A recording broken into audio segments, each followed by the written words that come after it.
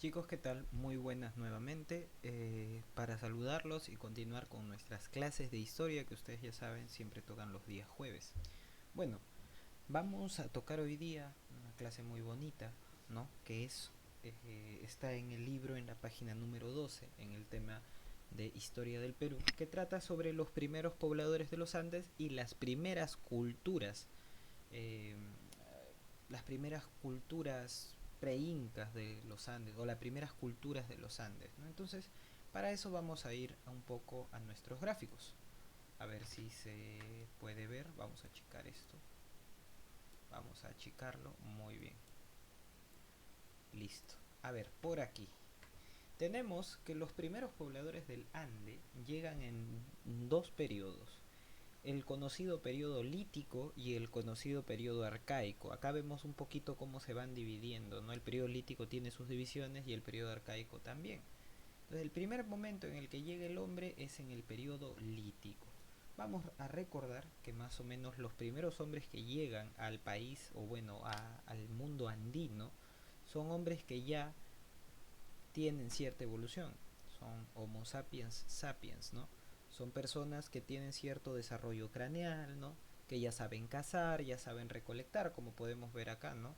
El hombre que llega al Perú ya sabe cazar y recolectar. Recuerda que hemos visto la clase de poblamiento americano, ¿no?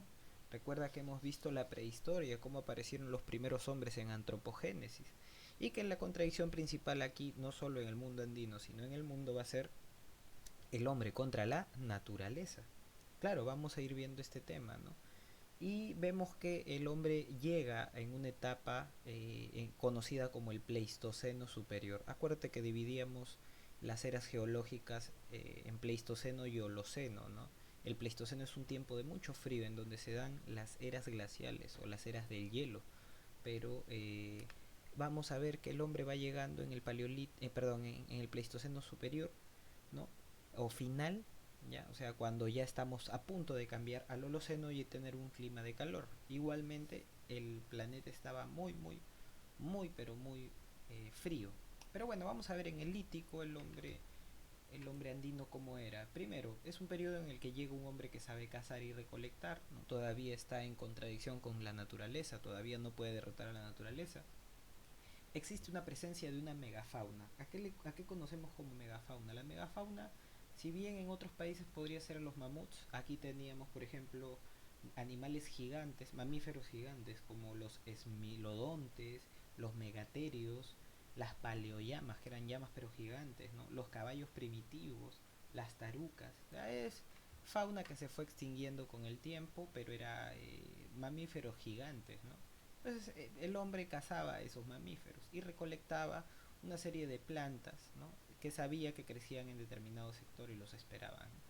El hombre de este tiempo, el hombre andino de este tiempo, estaba en constante movimiento porque estaba en constante búsqueda de comida y lugares donde descansar. Era una economía depredadora o también conocida como economía parasitaria, porque no se encargaba de producir, solamente consumía lo que la naturaleza daba. En este periodo, el hombre va en el lítico, el hombre lo que va a hacer eh, es registrar cómo cazaban, cómo recolectaban, ¿no? Sus rituales en las paredes, en el conocido arte rupestre, ¿no? Entonces, acá también vemos cómo menciona que desde el Pleistoceno más o menos pasando por el Holoceno, ¿no? Van a usar instrumentos de piedra, van a usar hueso, ¿no? Van a usar mucho la piedra, por eso se conoce como el periodo lítico, ¿no? Vamos a ver entonces cómo este hombre que llega a los Andes va a ser un hombre que ya tiene cierto conocimiento sobre varias cosas, ¿no? Y que llega en un periodo en el que se están dando ya los cambios del frío al calor. Entonces vamos a avanzar quizás con algún otro dato, ¿ya? Tenemos dos periodos en la época lítica, ¿no? El primer periodo, ¿no? En donde encontramos varios restos en lo que viene siendo nuestra historia. Entonces vamos viendo cómo en un primer periodo, al inicio de todo, encontramos que estos señores humanos que llegan a los Andes son cazadores y recolectores indiscriminados, o sea, cazan y recolectan lo que había. Y en un segundo periodo vamos a ver que ya especializan en la caza, ¿no? Ya no cazan cualquier cosa, sino animales que dan mayores cantidades de alimento, ¿no? Ahora también utilizan la pesca, ¿no? Los que se asientan en la costa. Recuerda que estos hombres andinos estuvieron en la costa y en la sierra, ¿no? Entonces vamos a ver algunos de los principales restos que se encuentran en nuestro periodo lítico, ¿no? En nuestro periodo lítico. A ver, por ejemplo, acá tenemos, vamos a regresar, ¿no? Acá tenemos a los restos de Pacaicasa. Bueno, aquí no están, pero para acordarnos, los primeros restos de humanos, profesor, o sea, esqueletos, no, no. Los primeros restos de que existieron humanos de herramientas se encontraron en Pacaicasa, allá en Ayacucho, y los encontró Richard McNish, ¿no? Ahí él va a encontrar como una especie de lugar en donde va a encontrar hachas y cuchillos, evidenciando que ahí antes pudieron haber vivido algunas personas. Y se van a encontrar restos de un animal de ese tiempo, el megaterio, ¿no? Claro, ya tú lo conoces así como un mamut, entonces se va a presenciar que ahí hay gente. A pesar de que no se encuentren restos óseos, sino solamente materiales, herramientas y los restos de un animal. Más adelante también tenemos a chivateros, ¿no? Vamos a ver, acá sí está chivateros. Vamos a reducir esto. Acá sí está chivateros, mira. Chivateros o chillón. Lo descubre Edward Lanning, ¿no? ¿Y qué va a encontrar? Va a encontrar un taller. Ahora sí, un taller en donde se producen grandes cantidades de herramientas, ¿no? Se producen hachas de mano, puntas de lanza, como vemos aquí, cuchillos, proyectiles, piedras laminadas. En este taller van a hacer un montón de herramientas, ¿no? ¿Quién lo descubre? Edward Lanning. Ya Edward Lanning lo descubre y descubre, pues en Chivateros en Chillón, eh, herramientas que utilizaban algunos hombres. Y bueno, por primera vez aparecen, bueno, aquí no está, por primera vez aparecen los primeros restos humanos de nuestro mundo andino. Y estos primeros restos humanos fueron los de el hombre de Paiján, ¿ya? El hombre de Paiján, descubierto por el señor Claude Chauchat. Acuérdate, estamos en la página número 12, sígueme con la mirada, ¿ya? Claude Chauchat, en la región de La Libertad, va a encontrar estos restos, ¿no? Son los primeros restos humanos que se encuentran tres esqueletos, ya, y se encuentra que habían sido enterrados. Entonces te das cuenta una cosa, si han sido enterrados son las primeras prácticas mágico-religiosas que tienen, porque el entierro es un ritual. Entonces ellos pensaban que había ya vida después de la muerte. Ya tenemos pobladores que piensan en vida después de la muerte, ¿no? Interesante, el hombre de Paiján, o bueno, los hombres de Paiján. Ahora, ¿qué más restos encontramos? Encontramos Toquepala, ¿no? En Tacna encontramos que hay pinturas rupestres en una caverna que muestran, como acá está Toquepala, vamos a achicar esto, vamos a achicarlo, vamos a ver cómo en Toquepala, en Tacna, ¿no? Que lo descubre Miomir Bajovic y Emilio González, van a encontrar unas pinturas en medio de la caverna en donde están explicando cómo matan a los animales, ¿no? Vamos a encontrar las primeras pinturas rupestres. Pero ¿cómo matan a qué animales crees? A los guanacos, ¿no? Y a los guanacos cuando se les mata se les da un nombre, el chaco. Claro, se le arranca el corazón que está vivo y se le muestra al público. Así como Mortal Kombat, un fatality igualito. Entonces ese chaco, ese ritual lo dibujaban en sus cavernas, ¿no? Las primeras pinturas rupestres y las primeras muestras de un pensamiento religioso, ¿no? Porque ya de por sí enterraban a sus animales antes. El último resto de este periodo lítico son los restos de Lauricocha, que aquí no están, ¿no? Y Lauricocha básicamente son esqueletos humanos que habían sido enterrados como en una ceremonia, como en un ritual, ¿no? También se van a encontrar algunas pinturas rupestres sobre cómo se hacía el chaco y también cómo se cazaban algunas vicuñas, aparte también varias herramientas, ¿no? Eso lo vemos en el lítico. Entonces, los primeros seres humanos que llegaron a los Andes en el periodo lítico son Pacaicasa, Chivateros, los primeros restos humanos de Paiján, Toquepala, que es el primer pintura rupestre, y Lauricocha también, que encuentran pintura rupestre, pero sobre todo esqueletos humanos enterrados de forma ceremonial, ¿no? Así termina el periodo lítico, con seres humanos que cazaban, pescaban, recolectaban, pero nada más. Ahora vamos a pasar Ahora el periodo arcaico, por aquí está, mira, el periodo arcaico. En el periodo arcaico nos vamos a dar cuenta que el ambiente ya está cambiando, ya está dejando de hacer un intenso frío y estamos pasando al Holoceno. Entonces el clima se va a poner mucho más caliente y mucho más agradable para la vida de los hombres.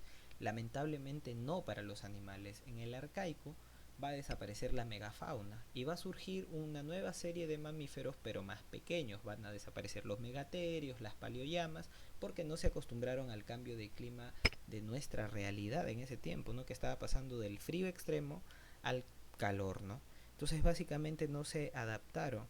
Y el hombre también va a cambiar entonces varias cosas porque ya no necesita estarse moviendo, porque la naturaleza ya no es tan, pero tan inclemente. Ahora la naturaleza es mucho más accesible. Entonces, ¿qué va a hacer este hombre?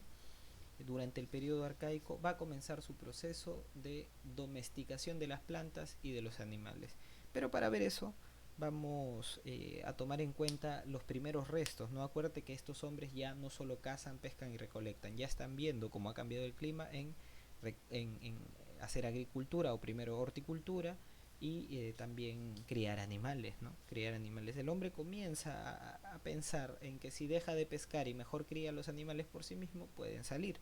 Entonces, inclusive mejora la pesca, ¿no? Ya no solo se pesca con arpón, así, sino con redes, ¿no? Para que traigan más, mucho más contenido. El hombre va cambiando desde el lítico al arcaico muchísimo, ¿no? Va avanzando en sus técnicas eh, de obtención de recursos para la alimentación. Los vestigios principales, Guitarrero o Río Santa, ¿dónde lo encontramos? En Ancash, en el Río Santa. Lo descubre el señor Thomas Lynch, ¿no? Y básicamente ahí lo que se ha encontrado son alimentos, ¿no? Payares, frijoles, o sea, se encontró como una especie de chacras pequeñas, ¿no? Entonces lo que se entiende es que el hombre de Guitarrero ha sido uno de los primeros en domesticar a las plantas, ¿no? O sea, de poder sembrarlas y luego cosecharlas, ¿no? Cuando él quería, no solamente esperar en un lugar y de ahí recolectar, sino de sembrar y cosechar, ¿no? Se encontraron payares, ajíes, oyucos, ocas, calabazas, frutas, e inclusive la lúcuma, que es peruana.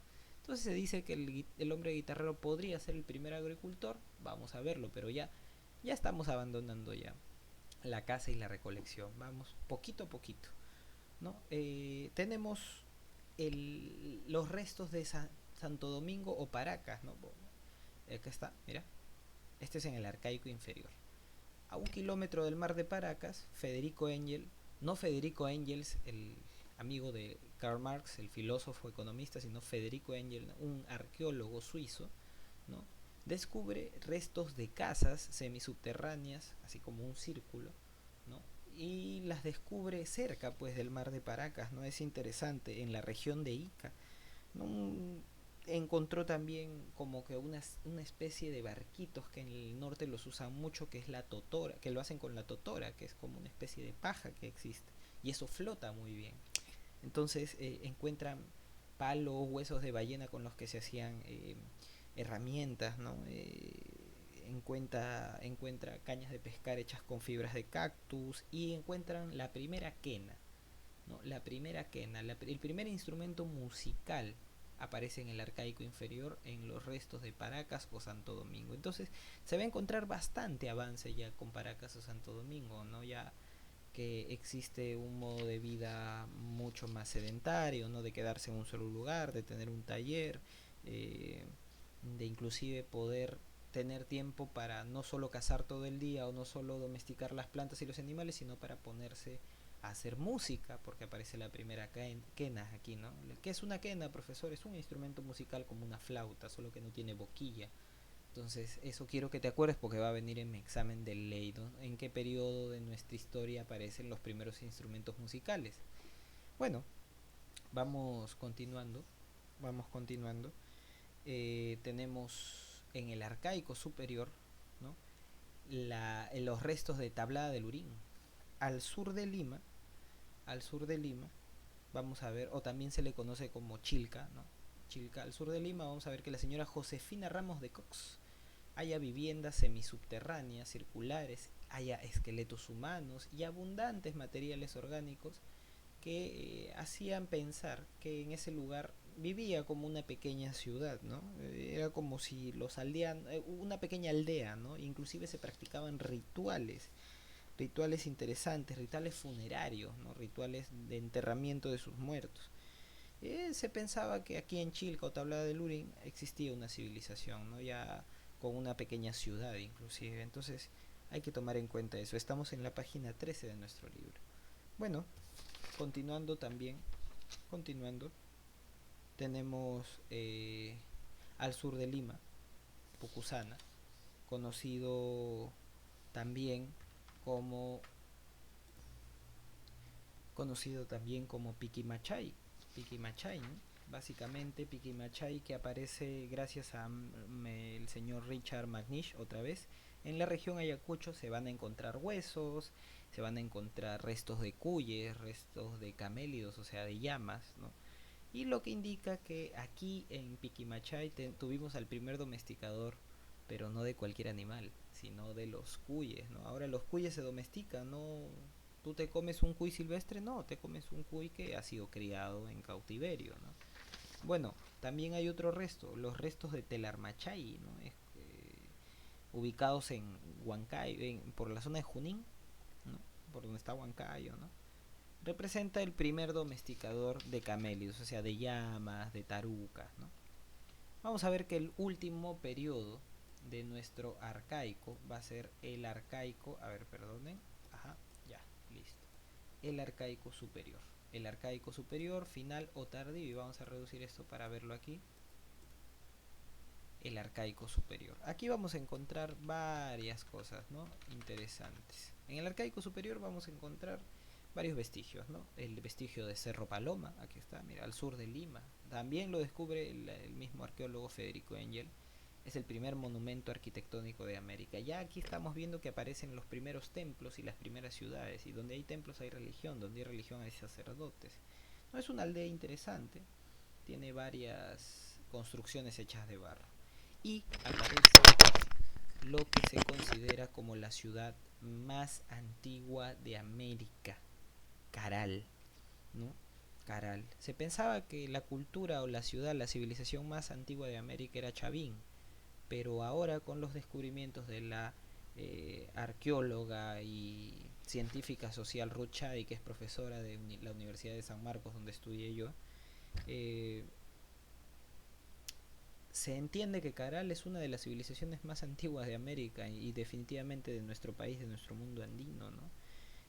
Caral lo que tiene, como vemos en la página 14, es una serie de templos, ¿no? Muy interesantes, en donde inclusive hay anfiteatros, ¿no? Está al norte de Lima y ahí se nota que llegaba gente de muchos lugares distintos para visitar el templo y que en el templo les digan cómo es que iba a ser las próximas temperaturas, el próximo clima, para ver si podían sembrar, cosechar o simplemente guardar, o si tenían que hacer alguna ofrenda para que llueva, ¿no? Entonces se considera la primera ciudad, la más antigua de América, y la primera formación estatal, ¿no? Donde aparece por primera vez un estado. Entonces tienes a Cerro Paloma, a Caral. Aquí no está, pero también tenemos a Huacaprieta en La Libertad, ahí en el norte. No, pues, se entiende que Huacaprieta también es parte de este arcaico superior. Aquí el hombre ya dominó la naturaleza, ya hace agricultura, ya hace ganadería, ¿no? Ya no solamente como en el lítico se pone a cazar o como en el arcaico inferior a recolectar, sino que ahora ya utiliza semillas, las selecciona, las termina sembrando, cosecha, ¿no? Esto en el arcaico superior. Huacaprieta es una de las muestras de ello. Y tienes a uno de los últimos, que es, bueno, básicamente Kotosh, ¿no? Kotosh. Kotosh, vamos a ver en Kotosh, definitivamente es una de las una de las muestras finales de cómo estábamos avanzando de hombres cazadores, recolectores y pescadores ya a hombres que han dominado la naturaleza. El templo de Kotosh se ubica en Huánuco. Entonces ahí tenemos esculturas muy importantes como las manos cruzadas, y te voy a dejar de tarea dibujar las manos cruzadas.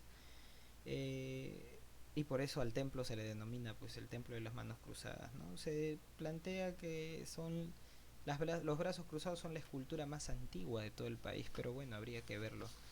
Y básicamente el hombre peruano llega entonces en estas etapas y estos son los restos, ¿no? Yo te voy a preguntar de cada resto en los exámenes cuáles son sus más importantes aportes, ¿no? Pero bueno, vamos a pasar ya a lo que son las culturas. Mira, Paracas, Mochica, Nazca. Hoy vamos a ver 4 culturas, desde Chavín, pasando por Paracas, Mochica, hasta la cultura Nazca, ¿no? Hasta la cultura Nazca. Mira por acá. Vamos a pasar hasta la cultura Nazca. Bueno, entonces vamos a seguir con algunas de las culturas. Se dice que después de la llegada de los primeros hombres al mundo andino, después del lítico, del arcaico inferior, el arcaico superior, cuando ya el hombre comenzó a sentarse como tal con la agricultura y la ganadería, eh, podíamos dividir el mundo andino en horizontes e intermedios, ¿no? Esta división de horizontes e intermedios la da el señor John Rowe. Y mira, vamos a poner un gráfico para que la puedas entender. En este gráfico nosotros vemos cómo se ha dividido al mundo andino antes de los incas, ¿no? Y vemos que John Rowe, este científico social, va a dividir la sociedad en precerámico, periodo inicial, horizonte temprano, periodo intermedio, horizonte medio, periodo intermedio tardío y horizonte tardío.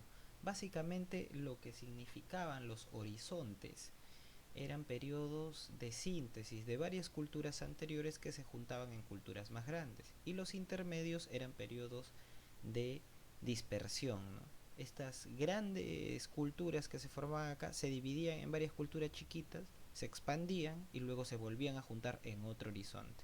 O sea, la pregunta ahí es, ¿qué significaban los horizontes intermedios según la periodificación de John Rowe? Básicamente, los horizontes eran periodos en los que se juntan las culturas en una cultura más grande, y los intermedios son periodos en los que se dividen las culturas grandes en culturas más pequeñas, ¿no? Esa es la periodificación. Nosotros hemos visto el precerámico, ¿no?, con el hombre de Paiján, de Toquepala, en el periodo lítico, ¿te acuerdas? En el periodo lítico, en el periodo arcaico, por ejemplo, vimos el periodo inicial, no vimos ahí las manos cruzadas de Kotosh, pero todavía no hemos visto civilizaciones como tal. A pesar de que Caral ya era como tal una primera civilización, una civilización como tal requeriría un estado. La primera civilización que vamos a ver hoy está en el horizonte temprano, casi aproximadamente 500 años antes de Cristo, y va a ser la civilización de Chavín. Entonces vamos a revisar Chavín hoy día. Muy bien. ¿Cómo se le conoce a Chavín?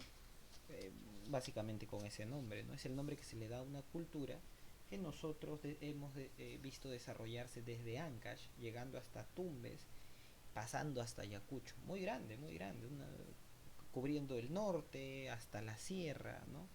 Básicamente, ¿cómo se expandía esta cultura pre-inca conocida como Chavín? Se expandía a través de la religión, ¿no?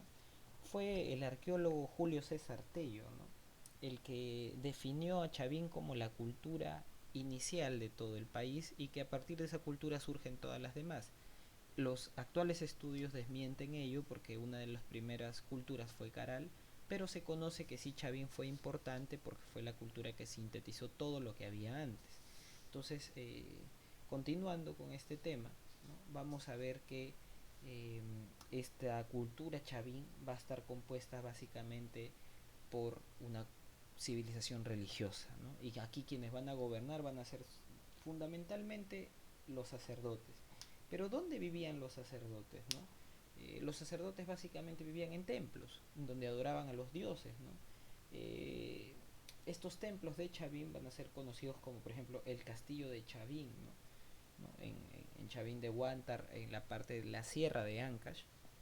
Tenemos también, por ejemplo, eh, algunas, eh, algunas expresiones de sus dioses, como el obelisco Tello o la estela Raimondi, ¿no?, o el lanzón monolítico, que son grandes piedras talladas con los motivos de sus dioses. Inclusive estas cabezas clavas que vemos aquí son talladas con motivos de sus dioses para asustar, ¿no? Entonces, ¿qué pasa? A ver, Entendemos que entonces Chavín está gobernada por sacerdotes, pero ¿cómo es que los sacerdotes llegaban a gobernar y a tener tanto poder? Básicamente porque ellos eran los que se encargaban de observar el mundo. El hombre ya le había ganado a la naturaleza y el hombre se puede poner a observar el mundo, a ver qué pasaba. ¿Te acuerdas que te he dicho esto en la clase de antropogénesis? Claro.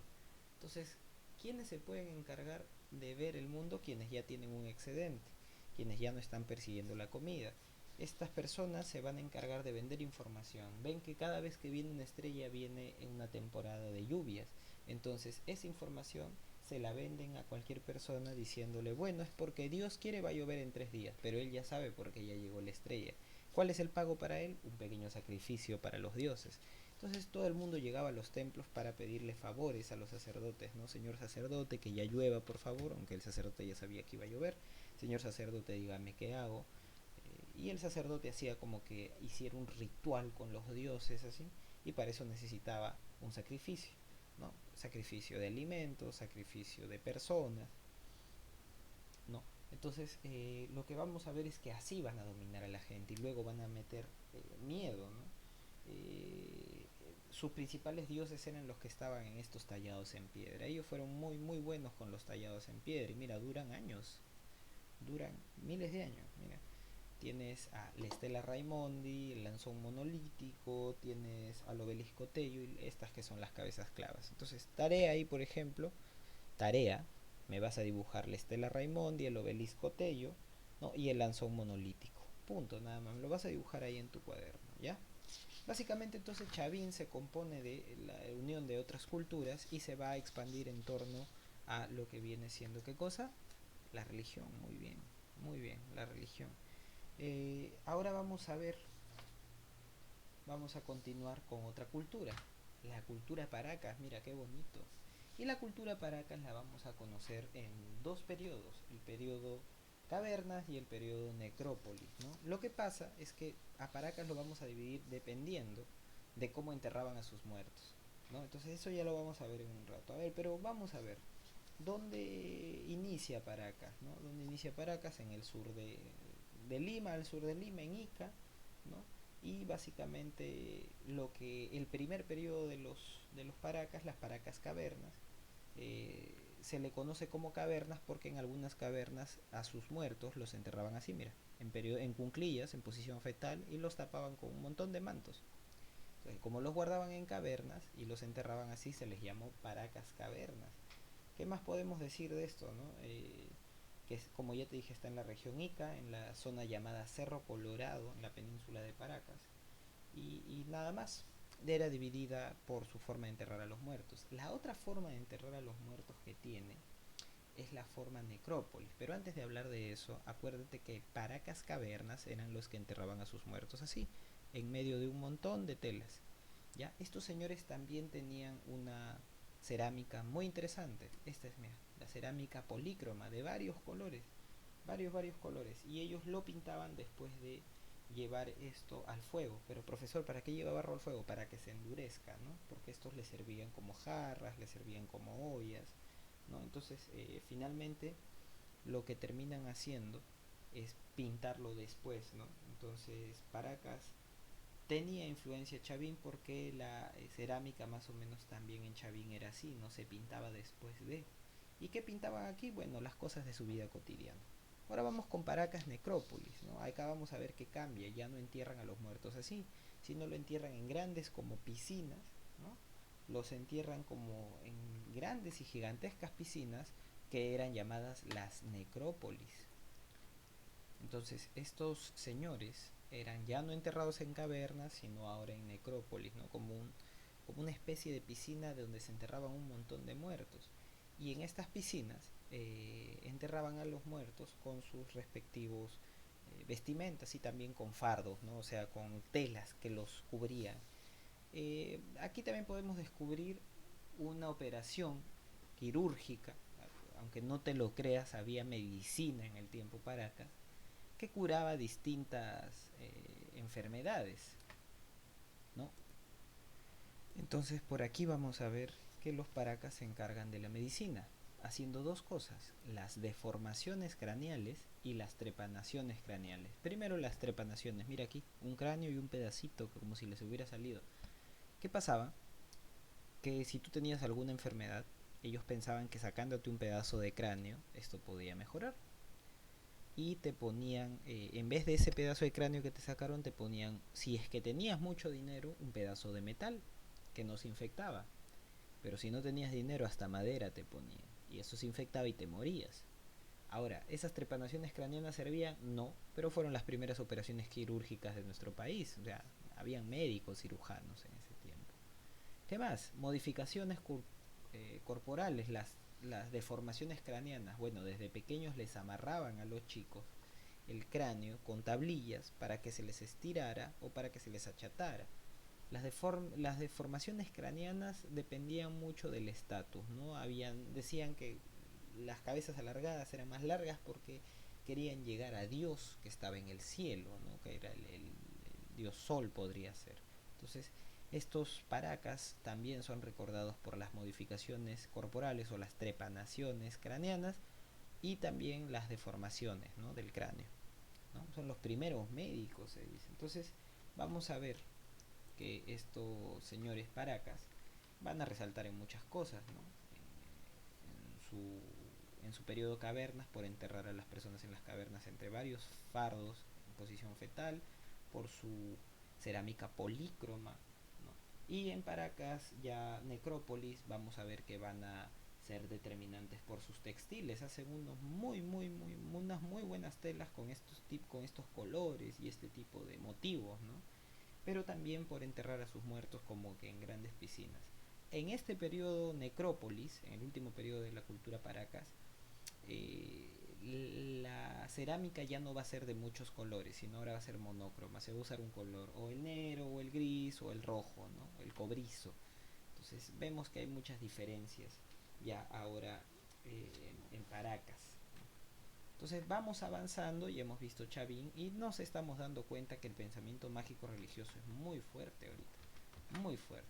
Pero vamos avanzando, ya hemos visto Chavín, ¿no? Ya hemos visto Paracas, ¿no? Dos grandes e importantes culturas, como que son como la síntesis de todo lo que hubo anteriormente, controladas fundamentalmente por la religión. Vemos que Chavín tiene grandes expresiones en piedra, ¿no? Como las tareas que yo te mandé a hacer, grandes templos, cerámica monócroma de un solo color, de preferencia el negro. Vemos que Paracas tiene unas características para enterrar a sus muertos espectaculares, muy buenas, primero en las cavernas, con los fardos funerarios en posición fetal, luego con las necrópolis, ¿no? Y vemos también su cerámica en un primer momento en Paracas cavernas, una cerámica de varios colores y luego una cerámica polícroma y luego una cerámica monócroma donde se utilizaba más el rojo, ¿no?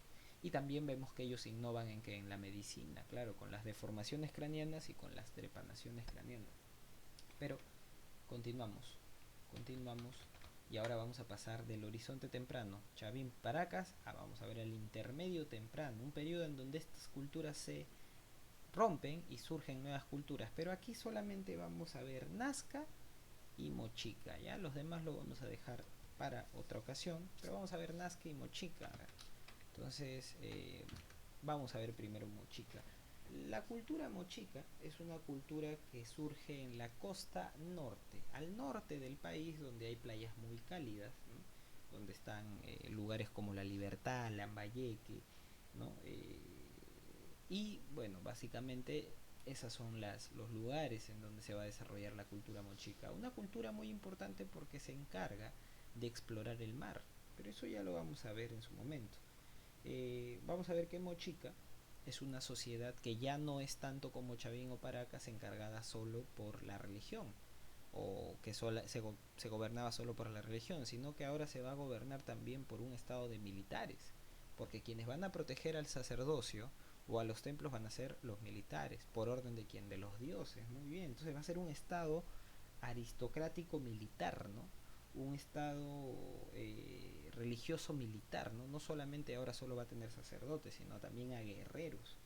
Inclusive los jefes de esta cultura mochica eran guerreros, ¿no? Conocidos como los Siequich, mira estos de acá, que este podría ser el señor de Zipán, eran conocidos como los Siequich, ¿no? Eran los gobernadores de varios lugares de donde se encontraba la cultura mochica.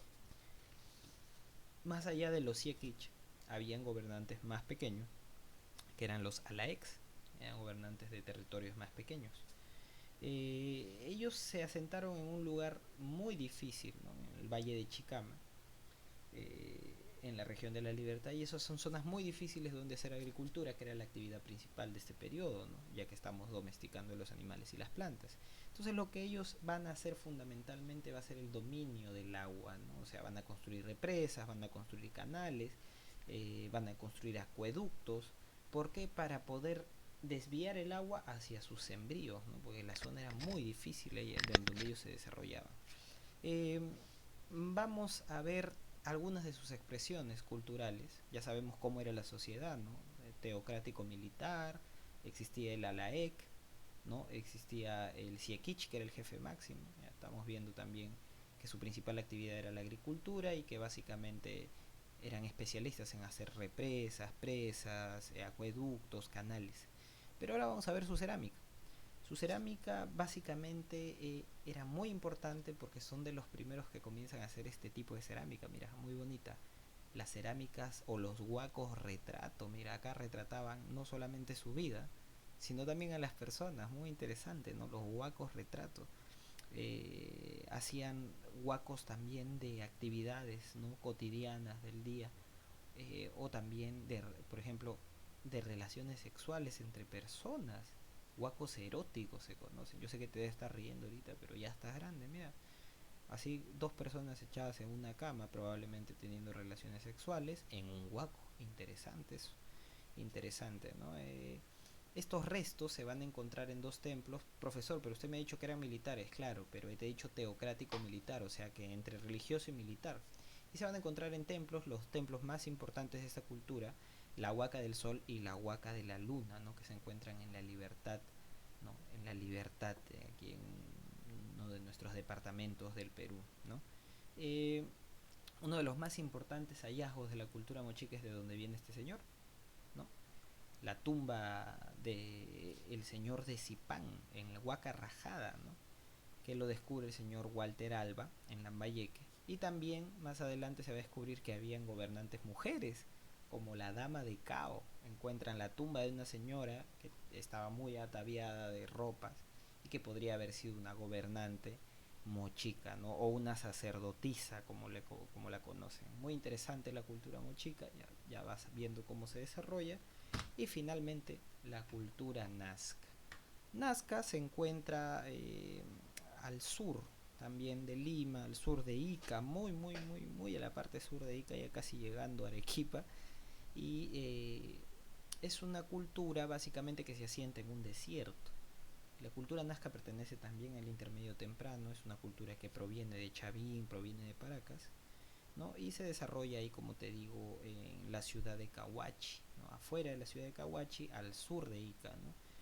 Es también del estilo de Mochica, ya no solamente religioso, sino está en un estado teocrático militar, se va a combinar la religión con los militares. Entonces va a estar gobernado tanto por sacerdotes como por militares. Su descubridor también es Max Ulle, que es el descubridor básicamente de la cultura machica. No es que las haya descubierto como tal, sino que fue el primero en investigarlas. Y básicamente desarrollan ellos técnicas, así como los mochicas, para movilizar el agua, ¿no? Técnicas de irrigación. Muy importante porque en este tiempo, en este periodo, lo más importante era tener agua para las plantas, porque acuérdate que también los animales comían las plantas que producían los humanos, ¿no? Y para eso necesitas agua. Un lugar seco como un desierto es muy difícil sentar vida ahí. Profesor, pero en Egipto yo he visto, claro, en Egipto, pero alrededor del río Nilo, no en medio del desierto. Pero bueno, eh, continuemos. Algo muy importante de la cultura nazca es su cerámica. Su cerámica era bastante de reflejar la vida cotidiana y utilizaban muchos colores, era profundamente polícroma. Aparte, los nazca le tenían miedo al vacío. Por ejemplo, esto blanco que tú ves acá, ellos lo rellenaban con dibujos y con cosas porque le tenían mucho miedo al vacío.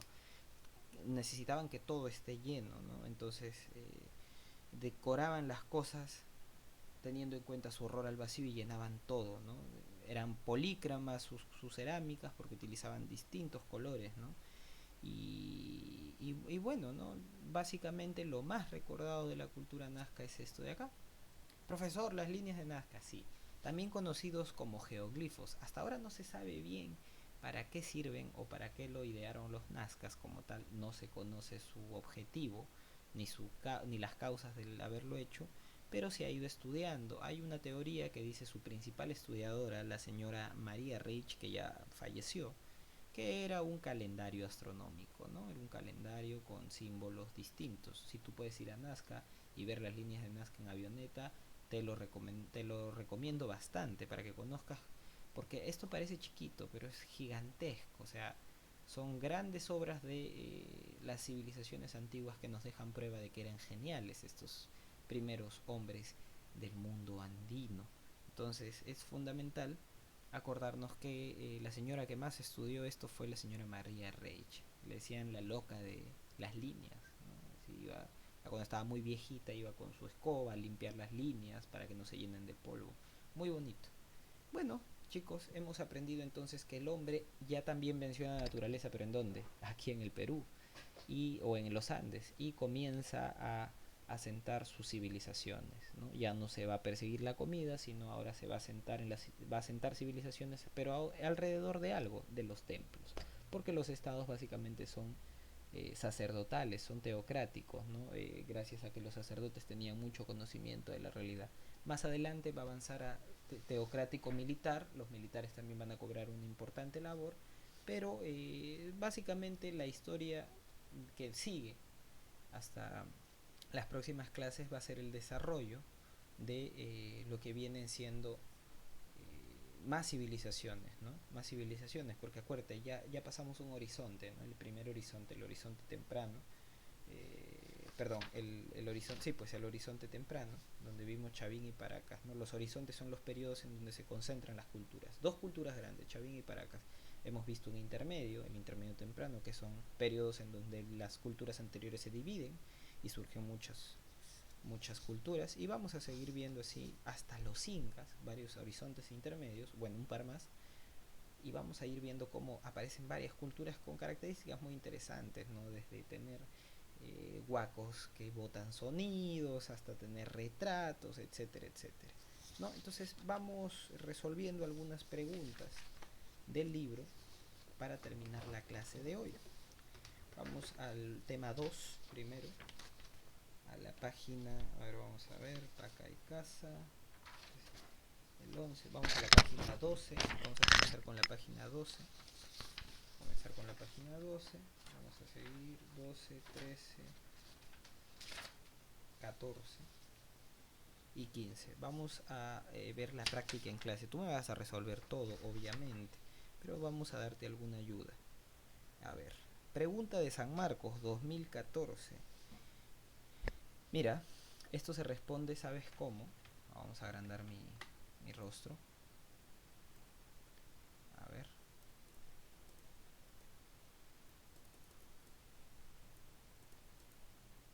Esto lo vamos a responder con los datos que tenemos en el libro y cosas que yo ya te comenté. Yo ya te he dicho los primeros restos humanos, ¿no? Paca y casa, ¿no? Te he dicho los primeros restos de herramientas de humanos, ¿no? Paca y casa. Y ahora los primeros restos humanos, Paiján. Te vas acordando, ¿no? En el lítico, de por sí no había domesticación de plantas y animales, se domestica primero en el arcaico. Pero vamos a la pregunta para no rayarte. Mira, página 15, práctica en clase, pregunta número 10, pregunta de examen de admisión, San Marcos 2014-1. Las evidencias más antiguas de la domesticación de las plantas fueron encontradas en la cueva de... ¿Qué significa domesticación de plantas? Significa agricultura. Significa agricultura. Dime, ¿la domesticación de plantas o la agricultura se dieron en qué periodo? ¿En el lítico o en el arcaico? En el arcaico. En el lítico recién estábamos cazando, recolectando y pescando. Entonces vamos a descartar todos los restos del periodo lítico. Vamos a tomar de frente el periodo arcaico, ¿ya? Vamos a tomar el arcaico inferior o el arcaico superior, no hay ningún problema. A ver, Vamos a ir revisando. Las evidencias más antiguas de la domesticación de plantas fueron encontradas en la cueva de... Vamos a revisar la página 13. ¿No?